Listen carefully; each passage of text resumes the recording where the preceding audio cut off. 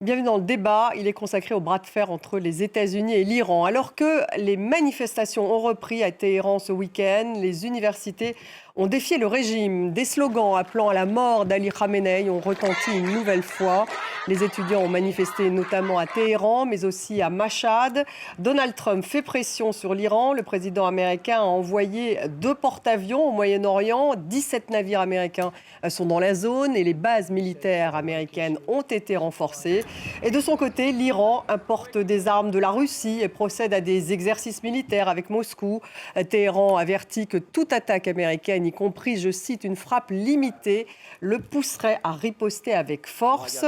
L'Iran qui met en garde à Genève contre le risque d'escalade au-delà des frontières de l'Iran en cas d'attaque. Washington ordonne l'évacuation à l'instant de son personnel non essentiel de l'ambassade américaine à Beyrouth. Et malgré ces menaces, un nouveau cycle de négociations nucléaires est prévu jeudi à Genève. Le chef de la diplomatie iranienne a déclaré qu'il comptait rencontrer Steve Witkoff. Alors, on va revenir sur les manifestations qui ont repris ce week-end en Iran. Vont-elles se poursuivre et quelle est la réaction du pouvoir? Où en est ce bras de fer entre Trump et Ali Khamenei? Et puis, quid de ce comité de la paix, ce Board of Peace, censé maintenir la paix et la stabilité à Gaza et dans la région? Eh bien, on va en parler avec mes invités. Georges Malbruno est avec nous ce soir. Bonsoir. Bonsoir. Merci d'être là, grand reporter pour Le Figaro, spécialiste du Moyen-Orient, co-auteur de MBS Confidentiel, enquête sur le nouveau maître du Moyen-Orient. Et c'est aux éditions Michel Lafon. Bienvenue. En face de vous, nous avons Kian Habibian ce soir. Bonsoir. Bonsoir. Vous êtes cofondateur de We Are Iranian Students. Merci d'être là. Ce soir, Rina Bassis est avec nous. Bonsoir. Rédactrice pour Al Monitor et correspondante pour la radio israélienne Cannes. Bienvenue, Rina Bassis. Agnès Levallois est avec nous ce soir. Bonsoir. Bonsoir. Vous êtes présidente de l'IREMO, chargée de cours à Sciences Po. Et vous avez dirigé le livre noir de Gaza, publié au Seuil. On va regarder tout de suite ensemble ces images des manifestants à Téhéran. En l'occurrence, vous les voyez là à l'instant. C'était ce week-end. Kian Habibian, je veux démarrer avec vous parce que vous faites partie justement de ces Iranian students, donc de ces étudiants iraniens en exil, j'imagine. Ce sont des étudiants, on les voit, qui ont manifesté à Téhéran, mais également à Mashhad. Pourquoi est-ce qu'il y a eu cette mobilisation des étudiants une nouvelle fois dans la rue? Est-ce que c'était lié à la fin de ce qu'on appelait le deuil? C'est ça qui s'est passé? Alors je dirais que c'est lié à 2 facteurs. Tout d'abord, le processus de deuil en Iran, à travers lequel le 3e, 7e et 40e jour sont très importants. Mais le deuxième point, qui est, je pense, encore plus important sur cet événement-là, c'est le courage des étudiants iraniens. Ça fait des années qu'ils sont le fer de lance de toutes les révoltes en Iran. Et ils nous montrent une nouvelle fois que malgré la répression, et on ne parle pas d'une petite répression, quand bien même ce que je viens de dire est un peu, on va dire, cynique, mais après un massacre qui a causé la mort de 36 000 personnes en Iran, voir autant d'étudiants défier une nouvelle fois le régime, c'est un courage qui est inouï. Ça traduit Ils prennent le risque malgré la répression. Ils prennent le risque et on voit sur les images qu'on traite depuis 3 jours des affrontements directs avec les étudiants Basij sur les campus de l'université. Ça, ce sont les images qu'on a vues ce week-end. Il y a eu des affrontements, c'est une première, ça, le fait qu'il y ait eu des affrontements entre les étudiants pro-régime. Alors, est-ce qu'il s'agissait d'étudiants et des étudiants, au contraire, qui criaient à la liberté? Alors, les affrontements, ils ne sont pas nouveaux. Il faut savoir que les étudiants Basij sur les campus mènent un peu un règne de terreur, c'est-à-dire que ce sont ces étudiants-là qui prennent à partie les femmes lorsque le voile est mal porté. Ce sont ces mêmes étudiants-là qui vont dénoncer tel ou tel comportement pour mettre une pression sur les étudiants. Donc, ces affrontements, on va dire, ils sont classiques. Là, ils ont pris une ampleur beaucoup plus importante, compte tenu du fait, justement, de ce massacre dont on parlait à l'instant. Les Iraniens, et en particulier les étudiants iraniens, souhaitent montrer qu'ils n'oublient pas tous leurs camarades qui ont été tués les 8 et 9 janvier. Et ça continue? Ça continue. On en avait aujourd'hui.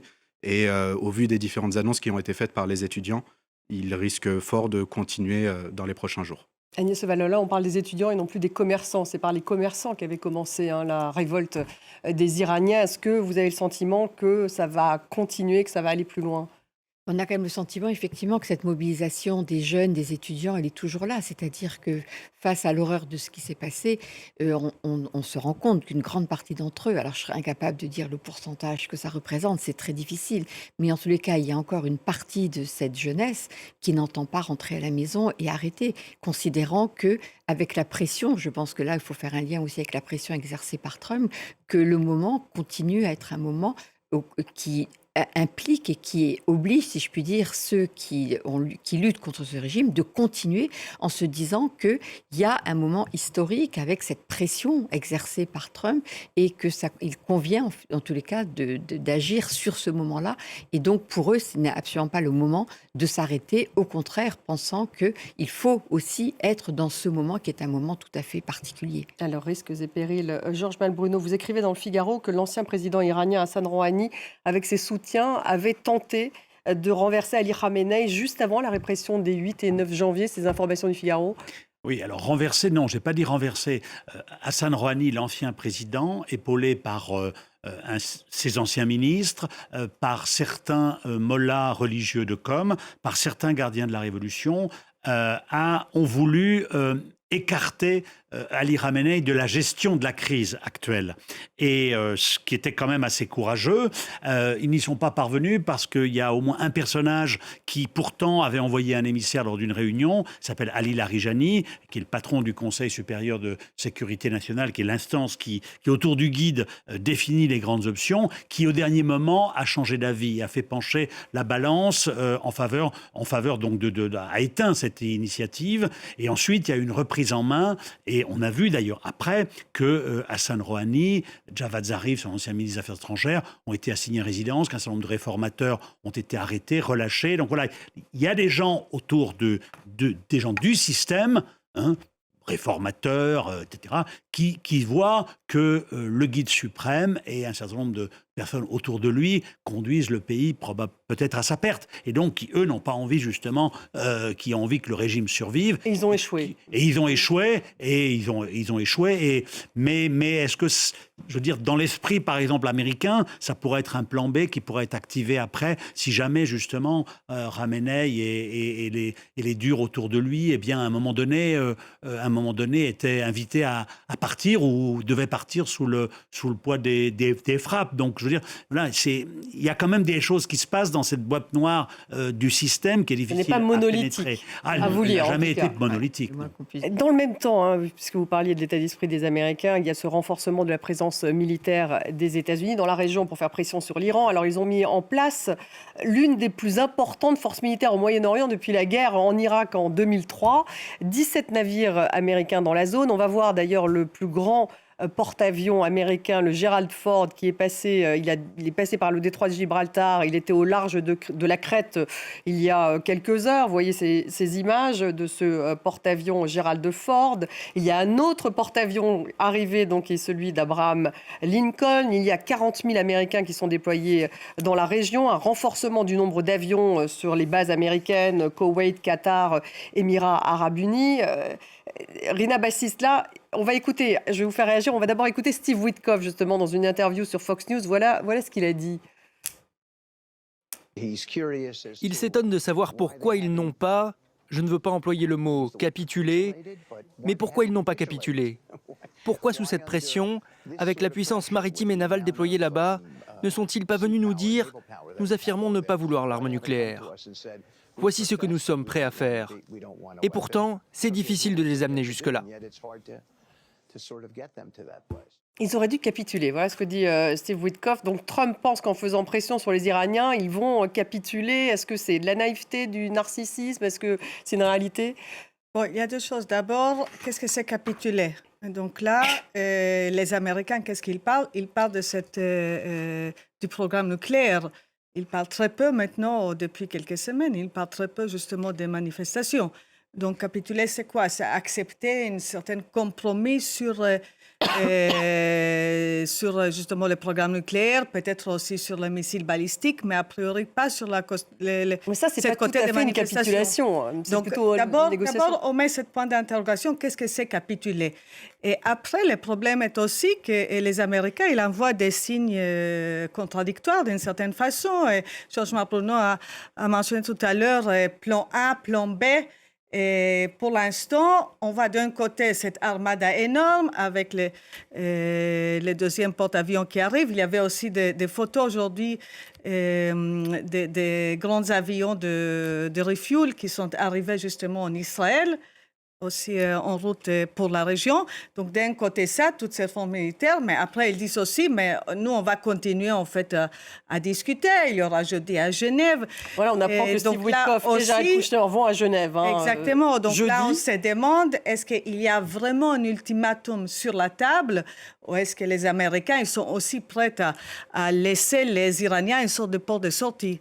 Georges Melbruno, capituler. Capituler, c'est intéressant parce que derrière tous ces propos, on entend quand même que donc les Américains se focalisent sur le nucléaire, réclament zéro enrichissement. Les Iraniens ont quand même fait des concessions, mais il y a une concession qu'ils ne sont pas prêts à accepter parce que capituler, ça veut dire quoi? Ça veut dire que les Iraniens ont demandé une levée des sanctions, et là, c'est niette. Et là, c'est niette. Et donc, si vous voulez, c'est là où ça va capoter, parce que je pense que sur le nucléaire, qu'est-ce que c'est qu'aujourd'hui le nucléaire iranien? C'est 400 kilos d'uranium enrichi qui sont enfouis. Les Iraniens sont prêts à l'exporter, etc. On pourrait le sortir du pays. Voilà, ils ont évoqué un consortium. Donc sur le nucléaire, je pense qu'ils sont prêts à faire des concessions. Mais pour ça, ils veulent une levée de sanctions assez rapide. Et là, l'administration Trump a dit non. Et donc là, à ce moment-là, les Iraniens, en particulier le guide suprême, lui, il ne va pas capituler. Ce serait de dire, j'accepte finalement de sacrifier le nucléaire contre une vague promesse de lever des sanctions. Or, c'est ça qu'ils ne comprennent pas les Américains, d'autant plus qu'ils demandent un arrêt des missiles balistiques, et donc c'est un peu compliqué. En fait, Donald Trump demande un désarmement complet de l'Iran. Et la capitulation, c'est ça. Or, il n'y aura pas de capitulation de l'Iran sous Khamenei avec de telles demandes. Agnès Obajo, il peut frapper quand il le souhaite, finalement, Donald Trump. Je dirais la balle est dans son camp lorsqu'il dit il ne capitule pas, donc peut-être finalement frapper. Oui, c'est vrai que la balle est dans son camp, c'est lui qui peut absolument décider d'agir ou pas. En même temps, on a l'impression qu'il n'a pas très envie d'y aller non plus, puisqu'il aurait pu déjà y aller. On a l'impression que le bras de fer dure, commence à durer. Parce qu'il a pas arrêté. Il sait très bien quand même qu'une guerre est quand même impopulaire aux États-Unis et qu'en ce moment, il y a quand même une contestation sur la stratégie qu'il mène sur différents domaines. Donc de rajouter cette tension sur une intervention militaire extérieure, même si on sait qu'elle sera limitée, ce qu'il a précisé aujourd'hui, que ce serait des frappes limitées. Et qu'en même temps, le fait d'intervenir même sur le nucléaire, ça veut dire que les déclarations qu'il avait eues après la guerre de 12 jours en juin dernier, où il avait dit qu'il n'y avait plus de menaces nucléaires, et bien que ces propos sont faux, même si on le savait déjà à l'époque. Mais Trump, à sa façon de faire, déclaré qu'il n'y avait plus aucun risque. Donc il est un peu tenu entre, et d'un côté et d'un autre côté, les pays du Golfe qui lui disent, l'Arabie Saoudite en particulier, il ne faut pas y aller parce que les pays du Golfe sont tétanisés à l'idée des conséquences d'une intervention militaire américaine. C'est toujours le cas, malgré le renforcement des bases militaires américaines. Pour eux, si vous voulez, le fait que le régime tombe, ils ne savent pas ce qui peut se produire à la place. Et le risque, c'est en fait qu'il y ait une guerre civile en Iran entre les différentes composantes. C'est comme ça que les pays du Golfe le voient, vrai ou pas, mais c'est ainsi qu'ils voient les choses. Et donc, eux ne veulent surtout pas ça. Eux, ils s'accommodent d'un régime tel qu'il existe. Ils veulent évidemment que ce régime s'améliore, si je puis dire, mais ils ne veulent pas d'un changement de régime à ce stade, avec les risques de chaos à leurs yeux que ça implique. Mais a priori, c'est Trump qui va décider, ce ne sont pas les pays du Golfe. Ah oui, bien sûr, Trump va décider tout seul. Mais bien comme l'a dit Agnès, il s'est un petit mis dans une impasse, parce que quand vous déployez autant de moyens militaires, vous ne pouvez pas les retirer sans obtenir une concession de la part de l'Iran. Et cette concession, on ne voit pas bien ce que ça peut être, si ce n'est une levée une levée des sanctions. Alors, c'est pour ça qu'il y a eu des déclarations intéressantes Mais ça, c'est ce pas une week-end. concession américaine, s'il lève les Oui, sanctions. non, Ok. mais l'Iran est en droit de demander, se dire, je fais une concession, et en contrepartie, vous en faites une. Il y en a- Et la leur, c'est la levée des sanctions. Il faut rappeler quand même que ces sanctions asphyxient l'économie et que c'est une façon aussi de relancer. Mais ce serait relancer un régime qui a massacré, effectivement. Et donc là, on voit mal qu'à court terme,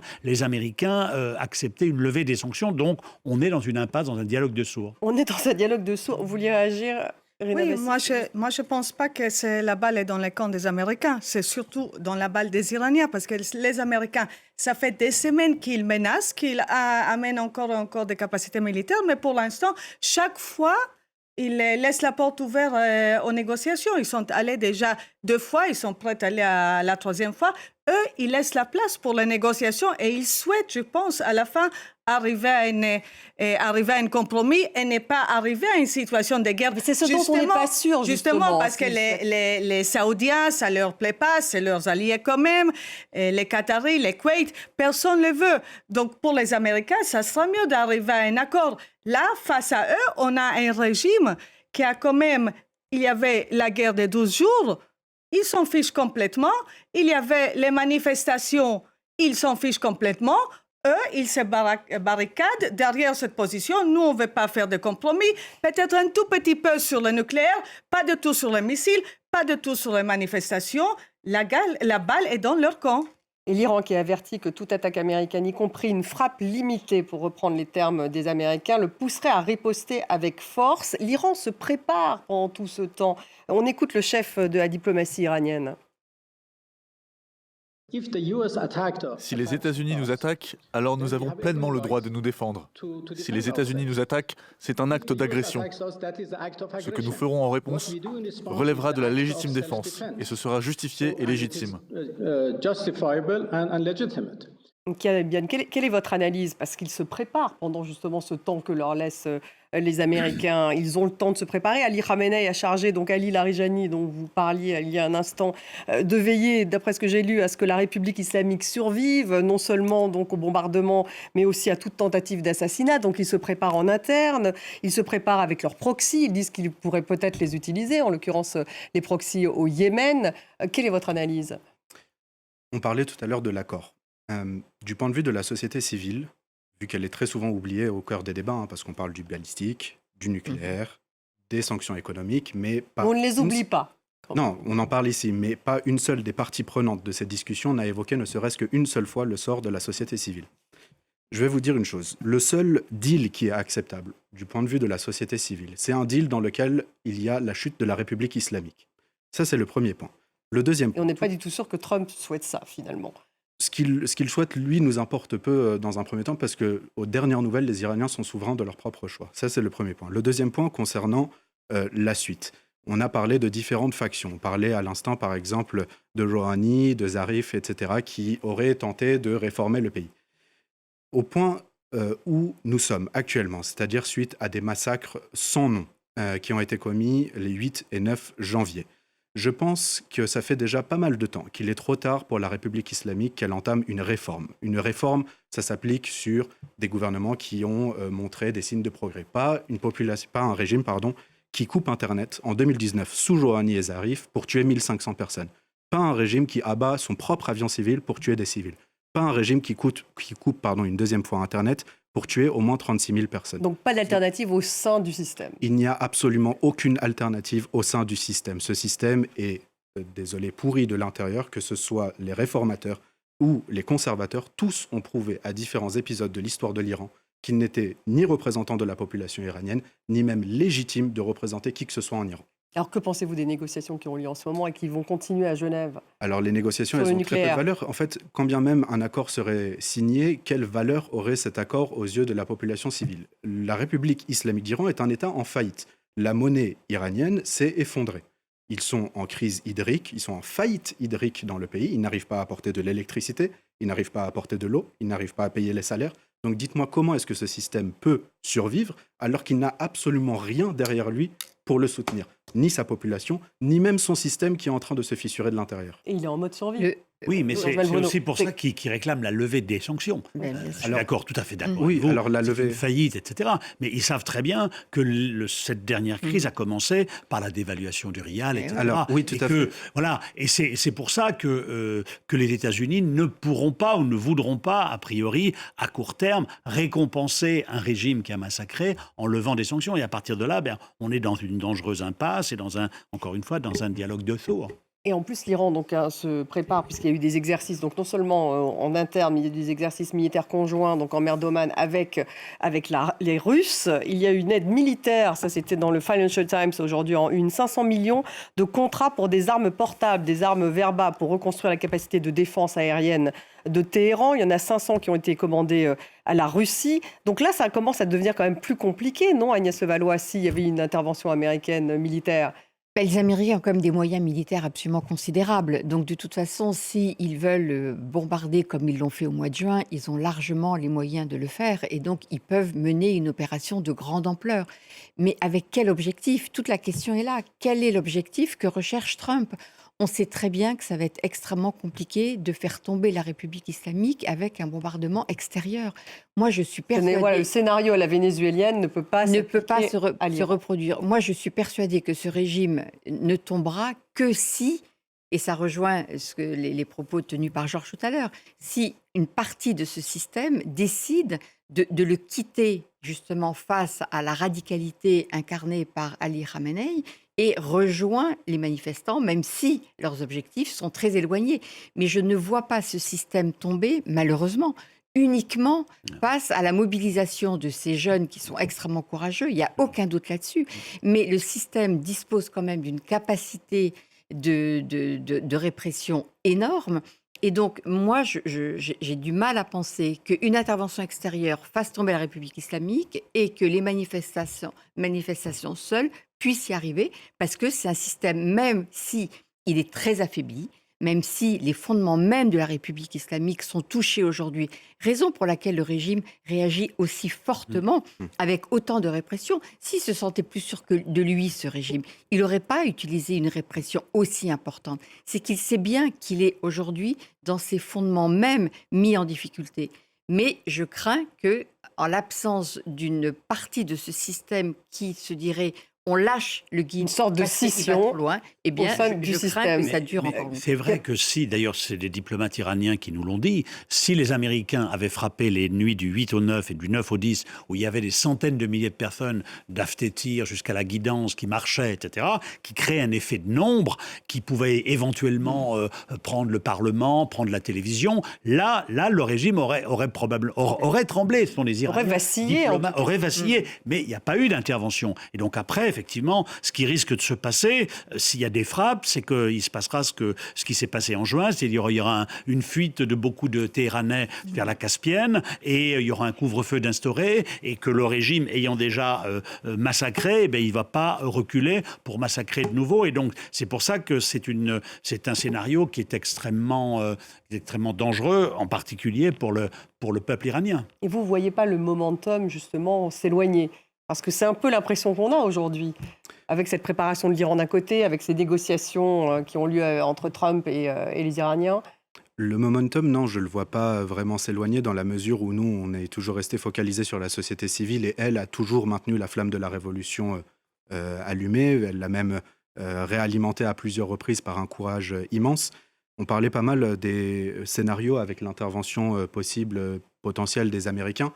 Ce qui manque dans cette discussion, c'est peut-être les autres interlocuteurs, en l'occurrence l'Union européenne, qui dispose elle aussi des leviers. On parlait en l'occurrence d'une force de répression qui est sans nom de la part de la République islamique. Il serait peut-être l'occasion pour l'Union européenne et d'autres alliés, le Canada, la Grande-Bretagne, d'activer la responsabilité de protéger, d'utiliser sa dissuasion militaire, par exemple, dans la région, de désapprouver diplomatiquement les gardiens de la Révolution. Ça, c'est fait. A priori, il y a une sanction contre les gardiens de la Révolution. Alors, la sanction sur les gardiens de la Révolution, c'est contre 20 personnes. Donc, ce serait peut-être insuffisant. Insuffisant. Il faudrait peut-être ajouter la totalité des membres des gardiens de la Révolution, oui. Mais sur le militaire, c'est les États-Unis qui dominent totalement. Alors, ils dominent tout à fait, mais on a quand même des bases qui sont sérieuses dans la région. On a une capacité de dissuasion qui reste quand même crédible. On est, aux dernières nouvelles, encore une puissance militaire dans le monde. La France, la Grande-Bretagne sont largement en mesure d'utiliser leur dissuasion militaire pour demander la libération des prisonniers politiques, pour mettre fin aux exécutions qui continuent malgré les propos de Donald Trump. Et donc, ils peuvent également couper toutes les routes diplomatiques du régime sur la scène internationale. Agnès Evalois, cette Oui, capacité... on peut rêver, mais on voit bien que l'Union européenne est incapable de rien faire. On le voit sur Gaza et sur les territoires palestiniens depuis maintenant 2 ans, presque 2 ans et demi, où on a une Europe complètement atone, qui est incapable d'exercer des pressions sur Israël pour arrêter ce massacre dans la bande de Gaza. Et donc, on pourrait rêver effectivement que l'Union européenne soit active sur la question iranienne. Mais le problème qui est posé, c'est qu'on a une Europe, de toute façon, qui est absolument incapable de se mettre d'accord sur des sujets importants, qui sont les sujets en particulier de la région de ce Moyen-Orient, où il y a des désaccords profonds entre les différents pays membres de cette Union européenne. Donc, à part faire quelques déclarations, il y a encore une déclaration aujourd'hui de la chef de la diplomatie de l'Union européenne, enfin, qui est une déclaration qui est vraiment d'une banalité, si je puis dire, terrifiante. Et donc, il y a une impuissance. D'une impuissance, parce qu'on se donne pas, l'Europe ne se donne pas les moyens de pouvoir agir. L'Europe aurait des moyens sur différents sujets, mais elle ne l'utilise pas, parce qu'il y a trop de rivalité aussi entre ces différents pays. Rina Bassis. Oui, moi je crois que non. Sur le sujet de l'Iran, il y a justement le problème qu'il n'y a pas de rivalité parmi les Européens. Ils sont tous d'accord à ne pas réagir. Ce n'est pas comme d'autres sujets. Il n'y a aucun pays parmi les 27 qui propose ça, qui met ça sur la table. C'était jamais une option. Donc là, c'est pas parce que c'est difficile à arriver à une résolution. Non, c'est parce que l'Europe ne veut pas être impliquée militairement. C'est si simple que ça. Et on peut le déplorer, on peut dire que c'est de la lâcheté. Mais il n'y a aucune volonté politique à faire quelques déclarations. Et justement, la désignation de gardiens de la Révolution, il faut quand même rappeler, c'est une question qui était sur la table. Si on parle du Parlement européen, ça fait depuis maintenant des années. 10 ans, 20 ans. Il fallait, je ne sais pas, 30 000 morts en Iran pour que l'Europe fasse quelque chose. Et encore, c'est quelque chose d'extrêmement symbolique. Georges Bruno. Oui, mais des bombardements américains sur le nucléaire, bon, le travail a quand même déjà été un peu fait. En revanche, des bombardements américains sur les points, sur les sites balistiques de Parchin, de Kermanshah, où il y a des fabrications de propergol pour les missiles, pourraient affaiblir le régime. Hein, parce que, donc ça serait les cibles, a priori, probables, possibles. Non, je ne sais pas, mais le nucléaire, le travail a été fait. Donc, je ne pense pas que il faudrait reprendre l'accord de 2015. Non, mais je pense que les bombardements pourraient viser plus des sites à la fois symbole du pouvoir gardien de la Révolution, mais aussi et surtout symbole des missiles balistiques. À Parchin, on sait qu'il y a une usine de fabrication de ces missiles, à Kermanshah aussi, où ils fabriquent le propergol, qui est un combustible indispensable à ces missiles. Ils peuvent faire mal. Et donc, quand vous avez traité le nucléaire à quelques... Bon, pas tout à fait complètement, mais il en reste moins, et que vous continuez par le balistique, là, vous affaiblissez le régime. Et si en même temps, effectivement, la société civile iranienne reprend le chemin de la rue, etc., avec beaucoup de bravoure, beaucoup de courage, parce que ça va être courageux et très compliqué. Je veux dire, on ne peut pas écarter non plus qu'à un moment donné, vous savez, quand il y a un effet nombre, en 2009, j'étais à Téhéran lorsqu'il y avait les manifestations après l'élection truquée, il y avait quand même 2 millions de personnes sur l'avenue de la Enrelab, hein, et donc ça fait du monde. Quand il y a 2 millions de personnes qui convergent vers la guidance, qui était un petit peu à moindre échelle le cas du 8 et 9 janvier, ça fait du monde. Donc voilà, Donc, ce que vous dites, pour qu'on comprenne bien, c'est on négocie sur le nucléaire. Donc là, l'idée, c'est pas d'enrichissement de l'uranium du côté iranien, ou peut-être un tout petit peu pour avoir une capacité, parce qu'eux ne veulent pas le zéro. Les Iraniens veulent, en échange, la levée des sanctions. Oui, et Trump dit niet. Donc à partir de là, on est dans l'impasse. Mais en plus, une intervention militaire après une négociation, c'est ça que vous... Après l'échec des négociations. Oui, parce que de toute façon, les négociations, on ne voit pas très bien où elles vont aboutir, sauf si Trump, ne voulant pas du tout de cette guerre, ce qui n'est pas à exclure. Trump, il n'aime pas la guerre. C'est pas bon pour le business, la guerre. Donc, est-ce qu'il va finir par accepter une levée partielle des sanctions pour au moins donner un signe à ce régime pour que le régime iranien puisse accepter et sauver ça. Parce que là, il s'agit aussi de sauver la peau de ce régime iranien.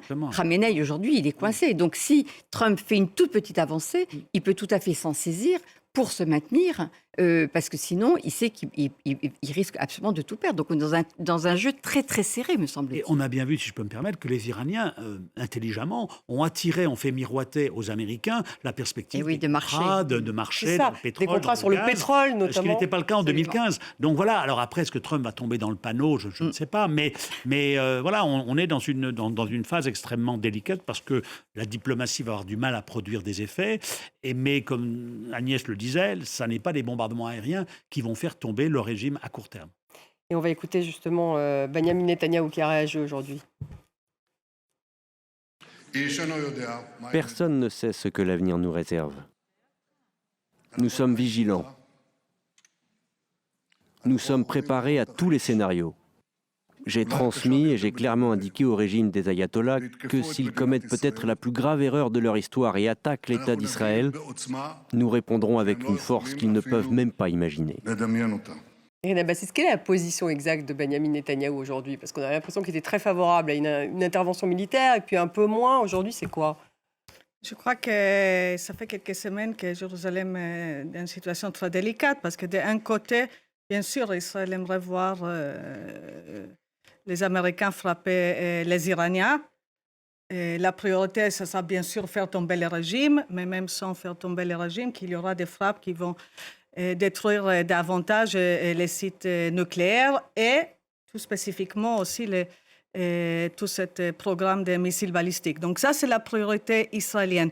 De l'autre côté, M. Netanyahou était assez prudent ces dernières semaines, même quand il était en visite dans la Maison-Blanche, pour ne pas apparaître comme si c'est Israël qui pousse les Américains à se lancer dans une guerre où on sait comment la guerre commence, on ne sait pas comment cette guerre sera terminée. Et donc, je crois que c'est ça, en fait, ces propos. On ne sait pas quel sera l'avenir, qu'est-ce que l'avenir nous réserve. Les Israéliens sont prudents, les tensions sont vraiment C'est le risque d'escalade qui rend un peu les discours plus prudents. La fin des 12 jours, de la guerre des 12 jours, a été quand même assez pénible pour Israël parce que les autorités iraniennes ont utilisé des missiles beaucoup plus performants et qui ont fait des dégâts à Haïfa, à Tel Aviv et ailleurs. Et donc ça, on s'en souvient en Israël. Et je ne suis pas certain que cette fois-ci, en Iran, s'ils sont attaqués massivement, ils commenceront par des missiles soft au début. D'après ce qu'ils disent, ils commenceront par des missiles qui pourraient faire des dégâts en Israël et ailleurs. Donc voilà, c'est aussi malgré le parapluie américain, malgré tout ce que l'organisation militaire américaine. On estime quand même qu'ils ont reconstitué à 1500 le nombre de leurs missiles depuis juin. Donc ils ont une capacité de nuisance qui est certaine. Et avec un guide suprême, comme Agnès le disait, qui est quand même dans une stratégie de survie. Aujourd'hui, 86 ans, compte tenu de sa personnalité, je ne le vois pas aller hisser le drapeau blanc. Et donc, il y a un risque, effectivement, d'escalade assez forte, même si il faut toujours se méfier avec le régime iranien, parce que si on se souvient que Soleimani, quand ils l'ont tué, quand les Américains l'ont tué, l'Iran a appelé les États-Unis. Mais là, on n'est plus tout à fait dans ce registre-là, il me semble. Et là, il y a un risque On n'est plus dans ces scénarios de riposte prudente, ce qu'on a pu connaître. Rina Bassis. Oui, de toute façon, si un riposte, on peut s'imaginer, ça sera plus facile, entre guillemets, pour les Iraniens de riposter contre Israël que contre une base américaine, parce que là, on ne sait jamais comment le président américain va réagir si jamais il y aura un soldat américain tué. Et donc là, c'est plus logique de s'imaginer si vraiment les Américains s'attaquent, les Iraniens vont riposter contre Israël. Et il y a un scénario qui était exclu la fois passée. On ne parlait presque pas d'une possible attaque de la part de Hezbollah. Là, c'est une possibilité qui est considérée beaucoup plus sérieusement en Israël ce soir. Ah oui, une attaque du Hezbollah. Malgré son affaiblissement. Oui, il est sérieusement affaibli quand même. Hezbollah, il a encore des capacités, mais on voit bien que aussi il y a une stratégie d'Israël en ce moment qui est de justifier aussi des bombardements contre le Hezbollah au nom de ce risque potentiel que le Hezbollah puisse rentrer dans la guerre s'il y a des bombardements américains sur l'Iran. Donc on est dans un jeu à plusieurs acteurs, évidemment, comme d'habitude. Mais il parle des proxys au Yémen, beaucoup. Oui, mais ça, on sait très bien que c'est quand même très marginal. Je veux dire, c'est vrai que les Houthis peuvent envoyer quelques missiles, mais on a bien vu que les Houthis, pour l'instant, n'ont pas réussi à changer le rapport de force dans la région. Ils n'ont pas des moyens suffisants pour cela. Je ne dis pas qu'ils ne peuvent pas envoyer quelques missiles qui peuvent faire mal, mais on n'est pas du tout dans le même rapport de force. Enfin, soyons raisonnables quand même. Les étudiants ont-ils appelé Reza Pahlavi ce week-end? Donc son nom a été scandé une nouvelle fois en Iran. Oui, Le fils et du c'est Shah. d'ailleurs un shift qui est assez intéressant dans le monde étudiant. Comme dans la plupart des pays, les mouvements étudiants sont essentiellement des mouvements de gauche. Et depuis 2-3 jours, dans la plupart des vidéos qu'on reçoit, en effet, c'est bien son nom qui est scandé. C'est également le slogan Javid Shah, qui veut dire longue vie au roi, qu'on entend dans beaucoup de vidéos. Et ça signale en fait déjà cette volonté de changement en Iran, que les étudiants n'attendent pas de réforme de la part de qui que ce soit, que c'est bien un avenir potentiel dans lequel ils auraient un cadre démocratique et séculaire qui leur permettra d'effectuer une transition et de faire leur choix en tant que souverain de leur propre nation. Donc oui, il y a eu beaucoup de slogans aussi anti-régime, contre les Bassidj, contre Khamenei, contre le système, parce qu'ils tiennent bien la totalité des acteurs du système comme responsables de la mort de leurs camarades lors des 8 et 9 janvier. Un mot sur le Conseil de la paix, je le disais au début de cette émission, destiné à guider la reconstitution de Gaza en même temps que la stabilité de la région et même plus globalement destiné à œuvrer pour la paix dans le monde, hein, si on finit par... On va écouter Donald Trump, justement, c'était la semaine dernière au moment de la création de ce comité de la paix, Board of Peace en anglais.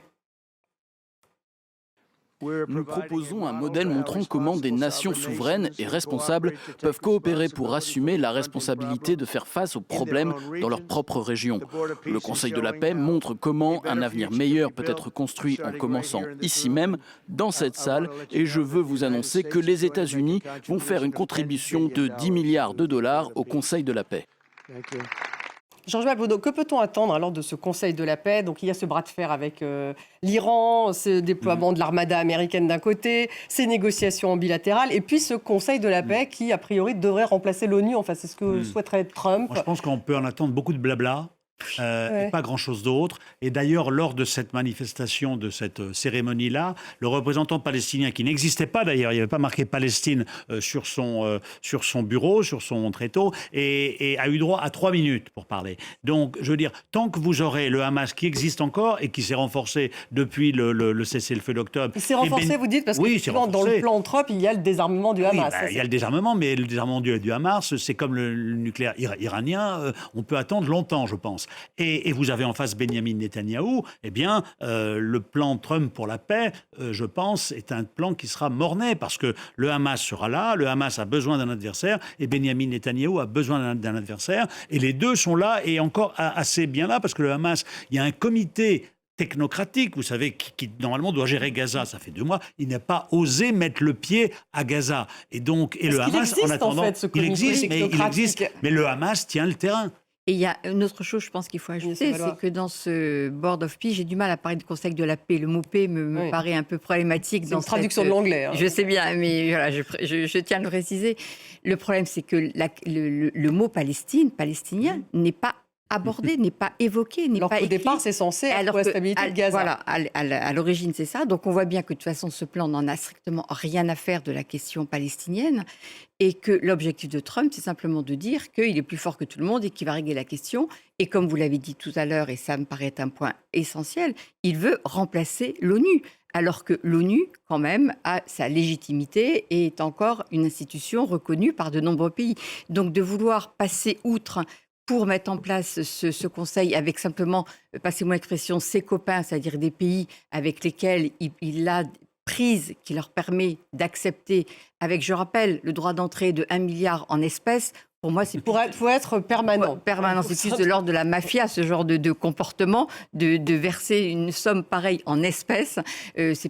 Ça paraît peut-être anecdotique, mais ça en dit long quand même sur l'état d'esprit avec lequel Trump propose, donc c'est une mascarade. Pour moi, c'est une mascarade totale qui n'a absolument aucun sens et surtout qui ne vise pas du tout à trouver une solution politique. On en revient toujours à la base, une solution politique à la question palestinienne. Rina Bassis, alors il y a Israël dans ce conseil, il y a aussi tous les pays du Golfe, hein, donc Arabie Saoudite, Émirats, Qatar, il y a l'Indonésie.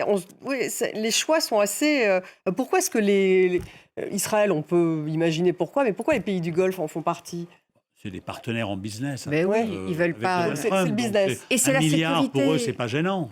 Voilà, donc. Et leur sécurité Oui, dépend quand même des États-Unis. N'oublions Oui. jamais que la sécurité des pays du Golfe dépend des États-Unis. Donc ils ne peuvent pas se mettre mal avec Trump. Irina. Je crois qu'il y a une autre chose. C'est un plan extrêmement imparfait, avec énormément de défauts. On est tous d'accord. On ne sait pas si ça va vraiment marcher. Mais pour l'instant, c'est le seul plan qui est sur la table. Donc moi, je pense qu'il y a des pays qui se disent, oui, c'est le seul plan. C'est un plan extrêmement compliqué. Peut-être ça ne va pas marcher, mais il faut essayer quand même quelque chose parce qu'il n'y a pas d'autre plan. Et là, vous avez évoqué Israël. C'est très clair, Israël ne veut pas du tout de ces plans. Et d'ailleurs, même... Il ne veut pas de plan, mais il participe au conseil justement, fameux conseil. même si Netanyahou est contre ces plans, les Américains, ils continuent. Donc là, on va quand même, avec tous les défauts de ces plans, les Américains, ils veulent continuer. Si Netanyahou, ça ne lui convient pas, tant pis pour lui. Nous, on va avancer à notre rythme. On ne sait pas si ça va marcher, mais au moins, il y a quelque chose qui avance. On n'est pas en train juste d'attendre comme ça que la situation va se résoudre. Mais ils vont avancer sur Mais quoi, il y a- en fait? oui, D'abord ils sur la avancent reconstruction, d'abord. donc chacun va mettre quoi, 10 Non, mais milliards pour d'abord, les États-Unis. Ils avancent dans les mots, mais sur le terrain, ils n'avancent pas. Oui, Le au désarmement contraire. du Hamas n'a pas avancé. Le comité technocratique, les 15 Palestiniens censés gérer Gaza, n'a pas osé mettre un pied dans la bande de Gaza. Donc, Et cette fameuse force internationale Et la de force stabilisation. internationale, il faut souhaiter beaucoup de courage aux Marocains, aux soldats marocains Et aux qui vont aller Indonésiens. patrouiller aux Indonésiens dans la bande de Gaza. Je pense que ça va être très compliqué. Et donc, effectivement, comme vous l'avez dit, c'est le seul plan qui est sur la table. Mais il manque à ce plan, il manque une vision politique. Et on l'a bien vu lors de la célébration, comme tu disais. À aucun moment, on avait l'impression qu'on était sur Mars. Oui, à aucun moment, complètement. on a parlé de Palestine. Ali Chat n'avait pas de... On ne savait pas s'il était palestinien, indonésien ou martien. Et donc, si vous voulez, il y a quelque chose qui ne fonctionne pas. Et la force internationale, qui est effectivement peut-être le seul élément qui pouvait permettre d'espérer quelque chose, puisqu'il faut essayer de sécuriser, de retrouver un semblant de stabilité dans cette bande de Gaza, c'est que le mandat est tellement peu clair que personne n'a envie d'y aller. Alors maintenant, l'Indonésie a proposé 3000 soldats, je crois, mais tant que les règles d'engagement ne seront pas définies, et elles ne sont pas définies dans ce plan, eh bien, il s'agit simplement pour moi d'un exercice diplomatique narcissique de Trump. Mais sorti de là, je ne vois absolument pas ce qu'il y a. On ne peut même pas dire qu'il y a un plan sur la table, puisqu'il n'y a rien auquel on puisse s'accrocher, se raccrocher pour se dire qu'il va y avoir des étapes à franchir vers une solution. C'est ça la grande question pour moi. Plus le temps, oui. Oui, pour moi, si on peut parler de la force de ces plans, justement sa force, c'est ce que le plan est ambigu. Parce qu'arriver à quelque chose où tout le monde est d'accord dans les Proche-Orient, c'est pas possible. On va pas commencer maintenant les négociations pour la solution des États. Ça va prendre pas des mois, ça va prendre des années. Donc, si on veut quelque chose qui va Vous marcher, dites que c'est mieux que rien. Mais je pense que c'est mieux que rien. Et c'est mieux quelque chose ambigu avec laquelle on peut avancer au lieu d'essayer d'arriver à quelque chose qui n'est pas ambigu, qui est très correct. On n'arrivera jamais. Moi, je suis tout à fait d'accord avec vous, mais pour que ça marche, il faut y réintégrer le seul élément de logique, l'autorité palestinienne. Les Gazaouis sont des Palestiniens. Ils sont déjà sur le terrain. Si on regarde, même si Israël ne veut pas l'admettre, ils sont déjà à Gaza. Israël ne veut pas admettre. La force de stabilisation, c'est l'ambiguïté, justement. La force de stabilisation devrait être conduite par l'autorité palestinienne, et ce serait la meilleure façon de marginaliser le Hamas. Mais je suis convaincu que Benyamin Netanyahou, comme le Hamas, ne veut pas marginaliser le Hamas. Sinon, il a besoin Le départ des ONG de la bande de Gaza laissée par Israël est un signal extrêmement négatif sur l'avancée de quoi que ce soit pour le devenir de la bande de Gaza. Merci Agnès Evalois. Merci à vous, Kiana Bibiane, d'avoir participé à cette émission. Merci beaucoup Rina Bassis, Georges Malbruno. Merci à vous tous de nous avoir suivis. Vous la retrouvez sur les réseaux sociaux, sur YouTube, et je vous dis à demain.